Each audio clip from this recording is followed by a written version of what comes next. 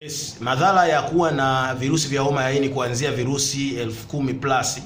Kuna madhara yafuatayo. Jambo la kwanza, utapata maumivu ya tumbo, utapata maumivu chini ya mbavu, utakuwa unajisikia uchovu mara kwa mara, lakini pia kuna madhara mabaya sana ambayo unaweza kuyapata ghafla kwa sababu ni kifo cha ghafla. Ni ugonjwa ambao unapozidi kukaa nao kwa muda mrefu kuna madhara makubwa zaidi. Lakini pia tumbo litajaa maji, miguu itavimba, na mwisho wa siku macho yako yatakuwa ya njano na utakuwa mtu ambaye unaonekana kabisa umeathirika.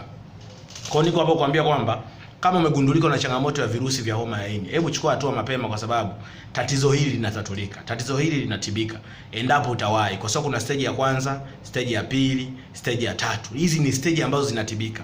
Stage ya 4 haitibiki. Stage ya kwanza ni ile hatua sasa ambayo umegundulika tu kwamba una changamoto hiyo na hakuna dalili yoyote unayoisikia. Stage ya pili unasikia labda aina fulani kama vile uchovu mara kwa mara, lakini usikii dalili kwa usahihi zaidi. Stage ya tatu sasa unaanza kusikia kama vile sasa mwili wako hauko sawa, reaction kama vile maumivu, uchovu, kukosa hamu ya kula, mkojo wa njano sana, kinyesi chenye hali ya kahawia, vitu kama hivyo vikianza kutokea, jua kabisa umeshafikia kwenye stage ya tatu, ambayo hiyo yanayo inatibika.